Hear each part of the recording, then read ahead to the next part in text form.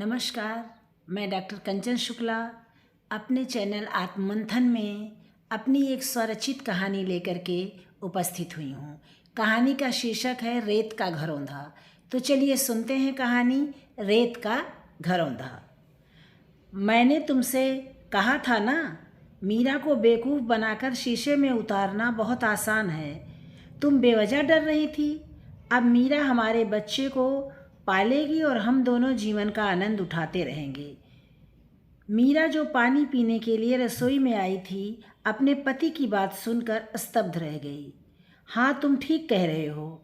हमने कैसे दीदी को बेवकूफ़ बना दिया कि मेरा कुछ लोगों ने बलात्कार किया और जब मैं उन दरिंदों के बच्चों की माँ बनने वाली हूँ।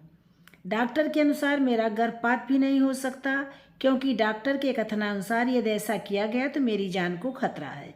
यह सुनकर दीदी ने आपको मुझसे शादी करने के लिए मजबूर कर दिया, जबकि उन्हें यह नहीं पता है कि मेरा कभी बलात्कार हुआ ही नहीं। मैं तो आपके बच्चे की माँ बनने वाली थी। मुझे आपने अपने ऑफिस में नौकरी दिलाई और ऑफिस टूर के नाम पर हम लोग हर महीने 10 दिनों के लिए हनीमून पर जाते थे और हमारी बेचारी भोली भाली दीदी यह कभी समझ ही नहीं सकी कि हमारे बीच क्या चल रहा है। मीरा की छोटी बहन रूपा ने बेशर्मी से हंसते हुए कहा। अपने पति और बहन के विश्वासघात को सुनकर मीरा का पूरा शरीर सुन्न पड़ गया। उसके सोचने समझने की शक्ति जाती रही।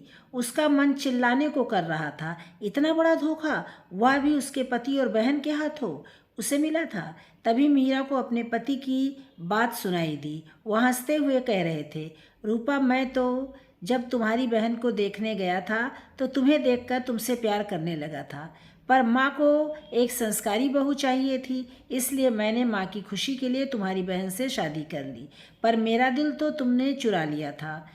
मीरा के पति कैलाश ने हंसते हुए कहा, मैं भी तो अपना दिल हार बैठी थी आपके हाथों। मेरा दिल जानता है कि मैं कैसे आपके लिए तड़पती थी।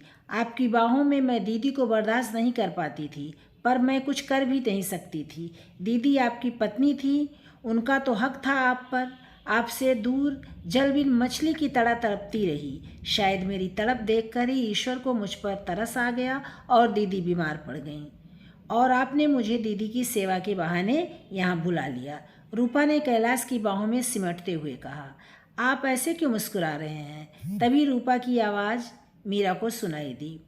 मेरी जान, मैं इसलिए मुस्कुरा रहा हूँ क्योंकि मैंने ही मीरा को ऐसी दवाएं देनी शुरू की थी जिससे वह धीरे धीरे कमज़ोर हो जाए, और तुम्हें पता है उन्हीं दवाओं का बुरा असर मीरा के शरीर पर पड़ा, जिससे उसके अंदर माँ बनने की क्षमता नहीं रही। यह बात आज तक मेरे सिवा कोई नहीं जानता। कैलाश ने जहरीली हंसी हंसते हुए कहा। आप तो बहुत बड़े खिलाड़ी निकले। आपने सांप भी मार दिया और लाठी भी नहीं टूटी। रूपा ने बेहाई से हंसते हुए कहा।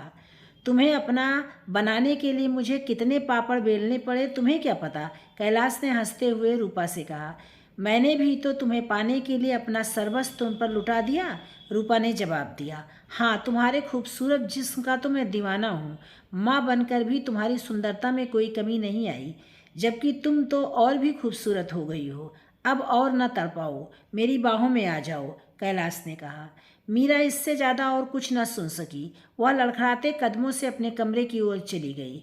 आज उसके सपनों का खूबसूरत घर रेत के घरौंधे की तरह ढह गया था। मीरा अपने कमरे में आकर निर्जीव सी बिस्तर पर बैठ गई। रूपा और उसके पति का बेटा कमल, जो अभी 6 महीने का था, निश्चिंत होकर सो रहा था।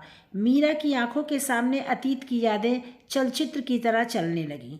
जब वह शादी के बाद कैलाश के साथ यहाँ रहने के लिए आई तो कैलाश अक्सर किसी न किसी बहाने उसके मायके जाता था। तब मीरा को लगता था कि कैलाश कैसे उसके माता पिता का इतना ख्याल रखते हैं। वह कैलाश पर गर्व करती थी, पर आज मीरा को पता चला वह एक छलावा था, मृग तृष्णा थी, जिसे मीरा अपने भोलेपन में पहचान ही नहीं सकी। फिर कुछ दिनों बाद ही मीरा की तबीयत बिगड़ने लगी। तब उसके पति ने उसकी बीमारी का फ़ायदा उठाकर रूपा को अपने घर बुला लिया। मीरा ने अपनी बहन पर कभी शक नहीं किया, क्योंकि वह अपनी बहन और पति पर अंधविश्वास करती थी। उसे बहुत अच्छी तरह से याद है जब उसकी पड़ोस में रहने वाली उसकी सहेली मीना ने एक बार कहा था, मीरा, तुमने अपने पति और बहन को बहुत छूट दे रखी है, कहीं ऐसा ना हो कि तुम्हारी बहन ही तुम्हारा घर उजाड़ दे। तब मीरा ने बहुत आत्मविश्वास के साथ मीना को जवाब दिया था, मीना, मुझे अपने पति पर पूरा विश्वास है, वह मुझे बहुत प्यार करते हैं। मैंने अपने घर की दीवारों को रेत से नहीं बनाया है, बल्कि यह मेरे विश्वास की सीमेंट से बनी है। यह कभी टूट नहीं सकता। यह रेत का घरौंधा नहीं, मेरे प्यार और विश्वास का मजबूत घर है। पर आज वही प्यार और विश्वास का मजबूत घर रेत के घरौंधे की तरह एक ही ठोकर में टूटकर बिखर गया। मीरा को वह दिन याद आया जब रूपा ने फटे कपड़ों के साथ रोते हुए घर में प्रवेश किया था और उससे लिपटकर रोते हुए कहा था, कुछ बदमाशों ने उसकी इज्जत लूट ली थी। मीरा यह सुनकर कितनी दुखी हो गई थी, और जब रूपा ने उसे बताया कि उस पाप का अंकुर उसके गर्भ में पल रहा है और उसका गर्भपात भी नहीं हो सकता, तो यह सुनकर मीरा ने अपनी बहन की इज्जत बचाने के लिए अपने दिल पर पत्थर रख लिया और अपने पति का विवाह अपनी छोटी बहन से करा दिया और उसके बच्चे को अपने सीने से लगा लिया। बाहर वालों के सामने उसने यही जाहिर किया कि वह माँ नहीं बन सकती, इसलिए उसने अपनी बहन का विवाह अपने पति से करा दिया, जिससे उसके खानदान की वंशवेल आगे बढ़ सके। परंतु आज अपने पति और बहन की बात सुनकर मीरा का प्यार और रिश्तों से विश्वास उठ गया। उसकी आंखों से आंसुओं की धारा बह रही थी। मीरा बहुत देर तक रोती रही और कब उसे नींद आ गई उसे पता ही नहीं चला। सुबह बच्चे के रोने की आवाज़ सुनकर मीरा की नींद खुली। उसने बच्चे को रोने दिया और स्वयं बिस्तर से उठकर बाहर आ गई। उसने रसोई में जाकर अपने लिए चाय बनाई और सोफे पर बैठकर पीने लगी। बच्चे के रोने की आवाज़ सुनकर रूपा और कैलाश भी बाहर आ गए। उन्होंने मीरा को चाय पीते हुए देखा। उसकी बहन रूपा ने गुस्से में कहा, दीदी, मुन्ना रो रहा है और आप यहाँ चाय पी रही हैं। मैं तुम्हारे बच्चे की आया नहीं हूँ जो तुम मुझ पर हुक्म चला रही हो। तुम्हारा बच्चा है, तुम देखो, मीरा ने गुस्से में जवाब दिया। अपनी दीदी की बात सुनकर रूपा सकपका गई और कैलाश भी चौंक गए। वह दोनों कुछ कहते उससे पहले ही मीरा ने कहा, मिस्टर कैलाश, आपने दूसरी शादी कर ली है। क्योंकि मैं माँ नहीं बन सकती, इसलिए आपको कानून दूसरी शादी की इजाज़त देता है, पर मेरे जीवन यापन के लिए पैसे आपको देने होंगे। यह मेरा कानूनी अधिकार है। अब मैं आप लोगों के साथ इस घर में नहीं रह सकती, क्योंकि इस घर की दीवारों से मुझे विश्वासघात की गंध आ रही है। मैं आज और अभी यह घर छोड़कर जा रही हूँ। वैसे मेरे इस फैसले से आप दोनों ने जान ही लिया होगा कि मैंने यह फैसला क्यों लिया है। तुम दोनों ने मेरी शराफत को मेरी कमजोरी समझने की भूल कर ली है। मैं बेवकूफ़ नहीं हूँ। मैंने हमेशा से रिश्ते को दिल से निभाया है, दिमाग से नहीं। अब आज से मैं भी रिश्तों को दिमाग से निभाऊंगी। अभी मैं यहाँ से जा रही हूँ। मैंने जो तुमसे कहा है उसे कर देना, वरना मुझे अदालत का दरवाज़ा खटखटाना पड़ेगा। मीरा ने गंभीर मुद्रा में कठोरता से कहा और कमरे में चली गई। कुछ देर बाद जब वह बाहर आई तो उसके हाथ में अटैची थी। उसने एक नज़र अपने पति और बहन पर डाली। उनके चेहरों पर आश्चर्य और घबराहट के भाव दिखाई दे रहे थे।